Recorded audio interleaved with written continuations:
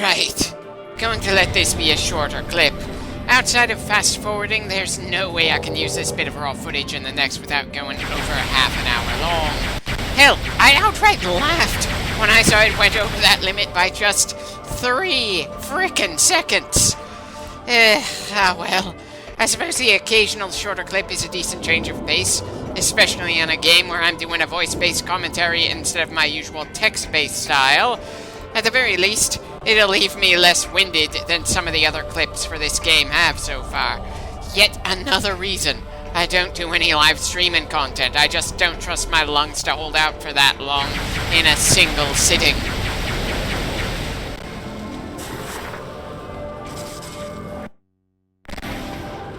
Again? It doesn't really feel like that upgrade was earned to me. It was just sitting there, waiting in a spot where we'd definitely notice it after beating a guy who gave us the tool to be able to reach it. I'm not asking for every upgrade to be an obscene obstacle course for us to be able to reach. But again, in this game we've been seeing a lot of easily grabbed upgrades compared to the various upgrades we had to grab in the previous 2 Metroid Primes. I know that not every entry in the franchise can be an absolute classic, but still, a bit of a shame that this game missed the mark in so many ways to the point that I feel like it's more like it was inspired by Metroid Prime instead of actually building off of it. Anyway, apparently the plasma beam is distinctly different from the power beam. It shoots less rapidly, so you'd better make your shots count. But I'm pretty sure it hits a lot harder when it connects. In most situations, I'd call that a complete improvement. But unfortunately, when we're trying to shoot down those buzzsaw things, which are already pretty fragile, I want to shoot faster.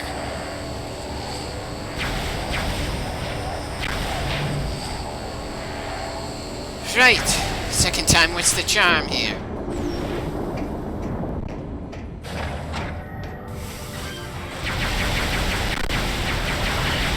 Definitely takes fewer shots to destroy the robots now. I especially appreciate that we're melting them down. It kind of reminds me of the old Army Men games. Speaking of, there are some parts of that franchise I never got around to LPing just yet. Why do I always think of more games on my waiting list and keep feeling guilty I haven't gotten around to them yet?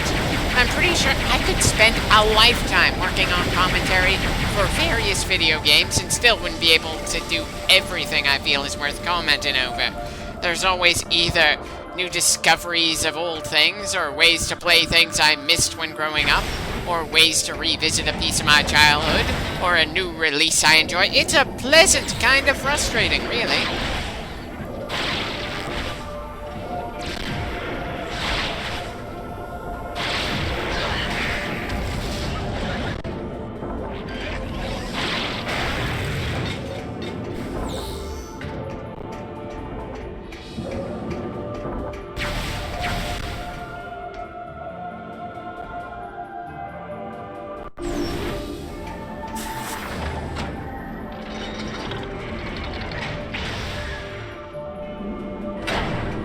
Part of me can't help wondering why we don't take any damage from being fired like that. Especially with the rather loud impact clank we get when we land, but I suppose the game designers didn't want any chance of someone dying because they had no means forward while they were incredibly injured or something. Because as simple as the combat feels on normal, I'm sure that parameters they altered for the harder difficulty would make this playthrough more grueling and not in a fun way. Again, one of the bigger reasons I decided not to do this game on hard is because the game makes the various enemies more damage spongy and doesn't seem to make them any more intelligent or numerous as far as I can tell. As much as I enjoy the combat in various other Metroid games, in the three-dimensional side it's a bit shakier, and this game in particular has not grabbed me. It's funny how bare bones the narrative was in the first Metroid Prime, but it still felt in some ways like a superior story. The environment we were in and the scans we did told us everything we needed to know about the world around us. There were no characters telling us to do this or that. We figured things out based on the local lore and the occasional leap of logic. We were on that planet because we saw Ridley fly down there, and Samus wanted to kill him for good. Sure, that didn't actually finish him all for good, but as far as starting reasons for dropping onto a hostile planet go, that was pretty solid. Whereas here, they are trying way too hard to be Star Wars. Well, time to start fusing things together, and somehow that will fix essentially a lightsaber cuts on the wall.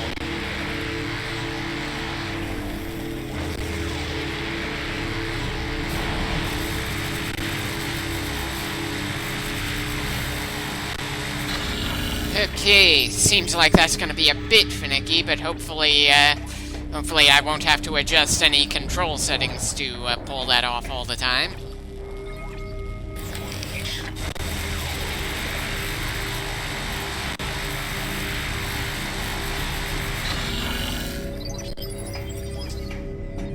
Anything else to fix here?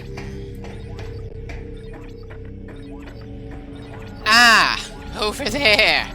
Great, now this game is making me think of Dead Space. Damn good game series, but I'd feel awkward LPing any of them before I get around to working on the first Resident Evil 4. How many other games are there where you explicitly play as an engineer, though, other than Dead Space? I can't think of anything off the top of my head.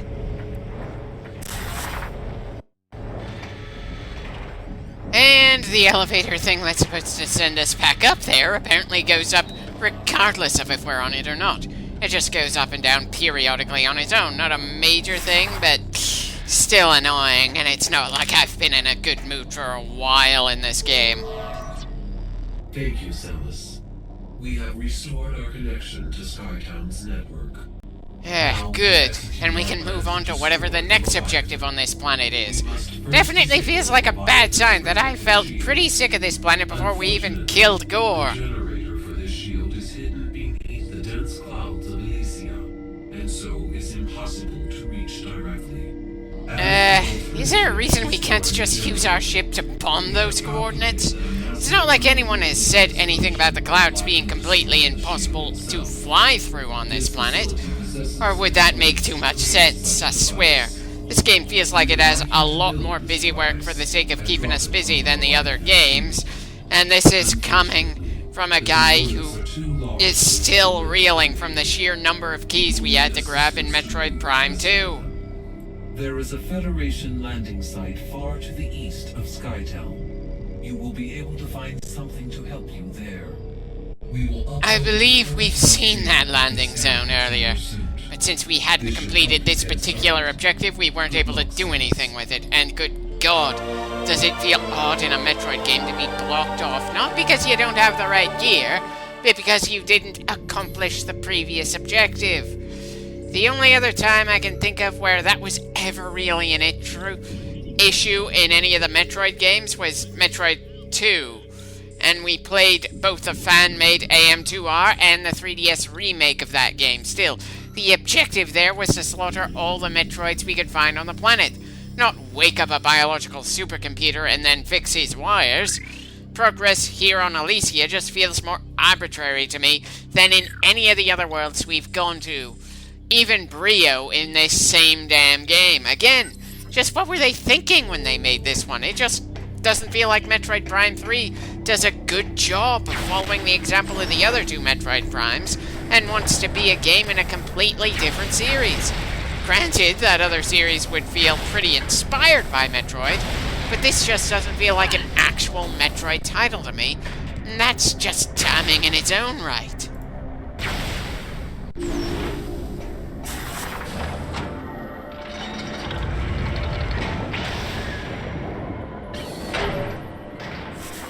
Ship status update. Auto repair functions complete. Right. Of course that little disability didn't last long. Again, Gore had remarkably little impact in gameplay and story. The named boss on the planet was a speed bump. The planet itself feels like padding. Yeesh, this is rough. I wouldn't say this planet is horrifically bad. It's just got the unfortunate luck to trigger a number of pet peeves in absolutely every clip we've been here. At least Brio had some high points, and I'm hoping that the high points for this planet are to come. Though, considering my feeling for this game as a whole, I'm pretty sure that the game designers might have considered awesome moments are just gonna end up making me groan. Samus, perhaps what you require to access the Federation landing site in the east is not on this planet. Oh, for fuck's sake. I know all the Metroids have had padding to some degree, but the padding for Metroid Prime 3 just feels more immediately obnoxious. It's not as outright mind-numbing as finding keys, so that's an improvement, but it's just absolutely absurd to a point where you can see the puppeteer strings around you. There has to be a better way of making us slow things down than just introducing objectives out of nowhere just to slow us out for a little bit longer. Or having odd triggers that require us to do something we know isn't going to work in order to tell us what the way is going to be. While a lot of first-person shooters can pull off that kind of pacing, there's a very big difference between the sort of war things like Call of Duty and something like Metroid Prime, which is supposed to be adventure-based. Not really worth grabbing, but it's not like it was all that challenging to grab. We just needed to melt the plates blocking the hole, roll through it, and there we go. Did they have a brand new team when they worked on this game? Because the item retrieval, level design, storytelling, and set pieces just haven't felt like they belong in the Metroid Prime trilogy. This is just absolutely baffling, since this game was released by the same company that released the first two Metroid Primes, and it feels more like something inspired by the previous games, rather than something that was built on top of the foundation those games set up. Landing site. This was surely a result of Gore's recent activities. I will unlock this area, allowing you to command your ship to land. Of course you will, because we don't want Gore to have even the smallest amount of impact for more than a few seconds.